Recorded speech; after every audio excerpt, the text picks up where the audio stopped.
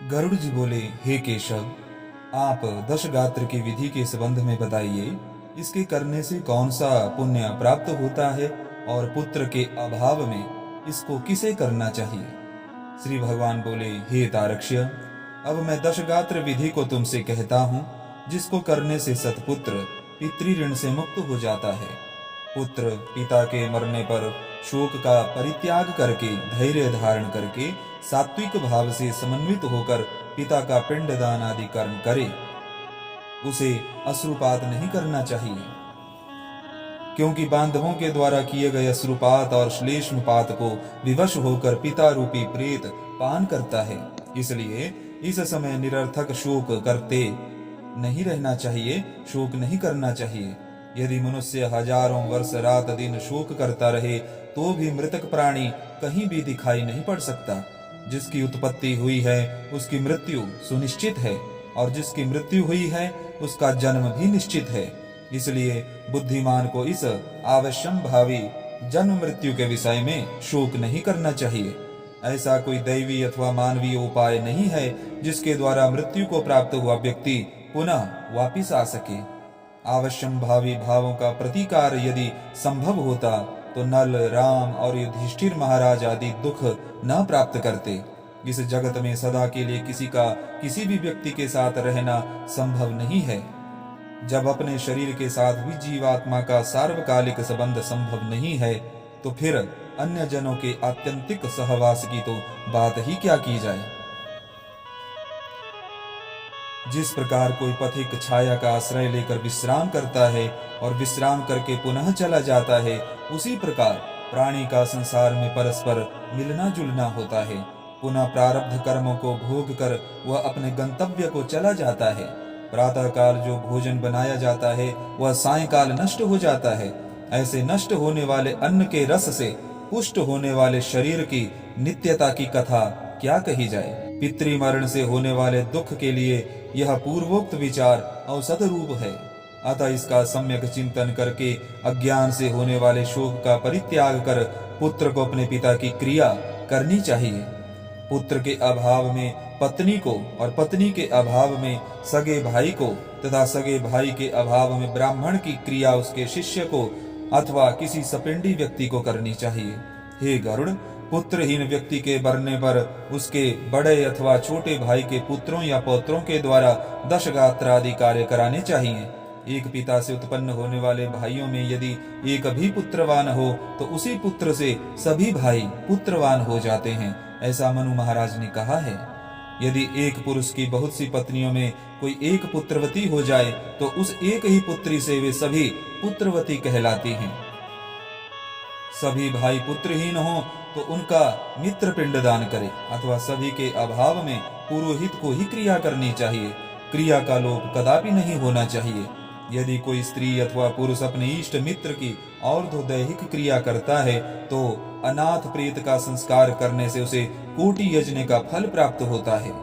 हे खग, पिता का दश गात्र आदि कर्म पुत्र को करना चाहिए, किंतु यदि ज्येष्ठ पुत्र की मृत्यु हो जाए तो अति स्नेह होने पर भी पिता उसके दश गात्र आदि क्रिया न करे।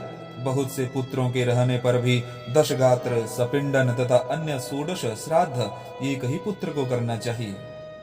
पैतृक संपत्ति का बंटवारा हो जाने पर भी दश गात्र, सपिंडन और षोडश श्राद्ध एक को ही करना चाहिए, किंतु सांवत्सरिक आदि श्राद्धों को विभक्त पुत्र पृथक पृथक करें। इसलिए ज्येष्ठ पुत्र को एक समय भोजन, भूमि पर शयन तथा ब्रह्मचर्य धारण करके पवित्र होकर भक्ति भाव से दश गात्र और श्राद्ध विधान करने चाहिए। पृथ्वी की 7 बार परिक्रमा करने से जो फल प्राप्त होता है वही फल पिता माता की क्रिया करके पुत्र प्राप्त करता है। दश गात्र से लेकर वार्षिक श्राद्ध पर्यंत पिता की श्राद्ध क्रिया करने वाला पुत्र गया श्राद्ध का फल प्राप्त करता है। कूप, तालाब, बगीचा, तीर्थ अथवा देवालय के प्रांगण में जाकर मध्यमयाम अर्थात मध्याह्न काल में बिना मंत्र के स्नान करना चाहिए। पवित्र होकर वृक्ष के मूल में दक्षिणाभिमुख होकर वेदी बनाकर उसे गोबर से लीपे। उस वेदी में पत्ते पर कुश से बने हुए दर्भमय ब्राह्मण को स्थापित करके पाद्य आदि से उसका पूजन करे और अतसी पुष्प संकाश इत्यादि मंत्रों से उसे प्रणाम करे। इसके पश्चात उसके आगे पिंड प्रदान करने के लिए कुश का आसन रखकर उसके ऊपर नाम गोत्र का उच्चारण करते हुए पके हुए चावल अथवा जौ की पीठी अर्थात आटे से बने हुए पिंड को प्रदान करना चाहिए। उशीर अर्थात खस, चंदन और भृंगराज अर्थात भंगरैया का पुष्प निवेदित करे। धूप दीप नैवेद्य मुखवास तांबूल पान तथा दक्षिणा समर्पित करे। तदनंतर काकान्न दूध और जल से परिपूर्ण पात्र तथा वर्धमान वृद्धि क्रम से दी जाने वाली जलांजलि प्रदान करते हुए यह कहे कि अमुक नाम के प्रीत के लिए मेरे द्वारा प्रदत्त यह पिंड आदि सामग्री प्राप्त हो। अन्न वस्त्र जल द्रव्य अथवा अन्य जो भी वस्तु प्रेत शब्द का उच्चारण करके मृत प्राणी को दी जाती है उससे उसे अनंत फल प्राप्त होता है, अक्षय तृप्ति प्राप्त होती है। इसलिए प्रथम दिन से लेकर सपिंडीकरण के पूर्व स्त्री अथवा पुरुष दोनों के लिए प्रेत शब्द का उच्चारण करना चाहिए। पहले दिन विधि पूर्वक जिस अन्न का पिंड दिया जाता है उसी अन्न से विधि पूर्वक 9 दिन तक पिंड दान करना चाहिए। 9वें दिन सभी सपिंडी जनों को मृत प्राणी के स्वर्ग की कामना से तैलाभ्यंग करना चाहिए और घर के बाहर स्नान करके दूब एवं लाजा लेकर स्त्रियों को आगे करके मृत प्राणी के घर जाकर उससे कहे कि दूर्वा के समान आपके कुल की वृद्धि हो तथा लावा के समान आपका कुल विकसित हो, खिला रहे। ऐसा कह करके दूर्वा समन्वित लावा को उसके घर में चारों ओर बिखेर दे। हे खगेश्वर, 10वें दिन मांस से पिंडदान करना चाहिए, किंतु कलयुग में मांस से पिंडदान शास्त्रतः निषिद्ध होने के कारण मांस अर्थात उड़द से पिंडदान करना चाहिए। 10वें दिन क्षौर कर्म और बंधु बांधवों को मुंडन कराना चाहिए। क्रिया करने वाले पुत्र को भी पुनः मुंडन कराना चाहिए।